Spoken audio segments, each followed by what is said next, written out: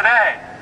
The government's actions are responsible for the current unemployment, a national debt growing by trillions of dollars every year, price inflation by the money printing of the Federal Reserve, and the underpayments and imminent bankruptcy of our society's safety nets, the Social Security and Medicare systems in the coming decade. But what makes our society different?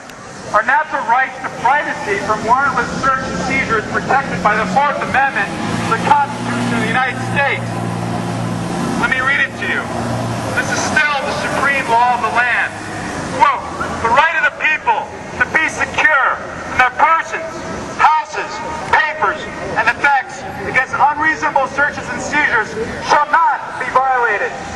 And no warrant shall issue, but upon probable cause, supported by oath or affirmation, particularly describing the place to be searched and the persons and things to be seized. So let me break that down a little bit for you. What this means is that people, everyone, each individual is protected against unreasonable searches unless there are warrants issued by a court for a probable cause that specifically state what is to be searched and seized. Our Constitution requires to have a warrant when it wishes to look into the private affairs of individuals. The public must always be extremely wary when granting the government spying power over our private homes, places of business, churches, and whenever we meet in groups or with friends. If I may make an assumption that the politicians from the city of Lancaster are saints, I mean, everyone knows that politicians would never use public funds for private jets, cheating on their wives, embezzlement, that type of thing, right? But even if we make this assumption that they are saints and truly only concerned with the public safety, what is to prevent future politicians or employees of a private spy company from spying on opponents or using the system for their own personal gain or doctoring the video feed to portray a false crime? If we are to remain a free society, we must defend our rights against any government attempt to undermine them or bypass the Constitution.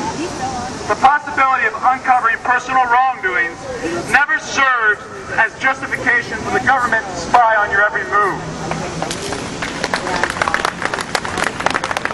The camera surveillance is only the start of the police state.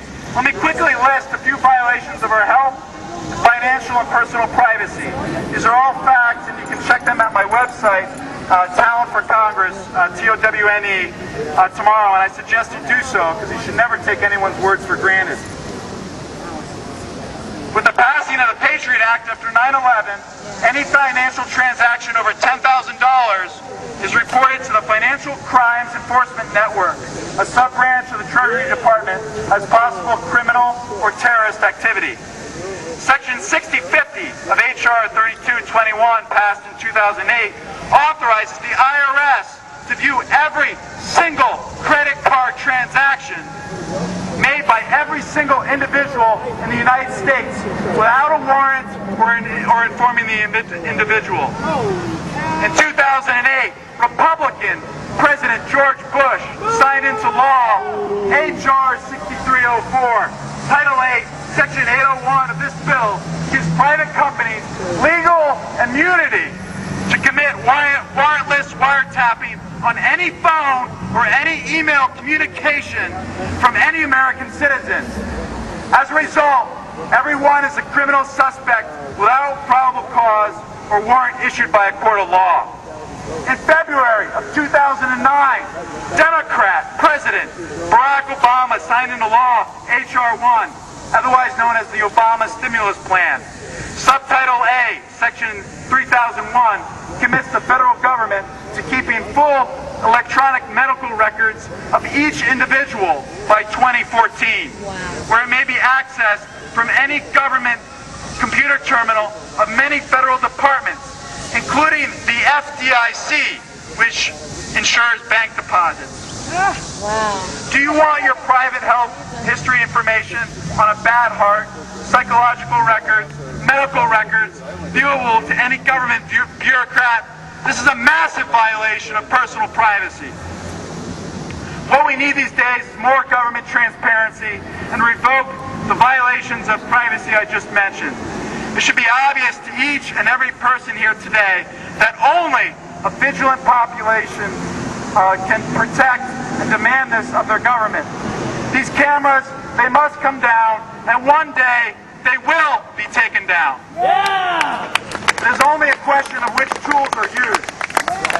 We here today peacefully request the government to do this with wrenches and screwdrivers.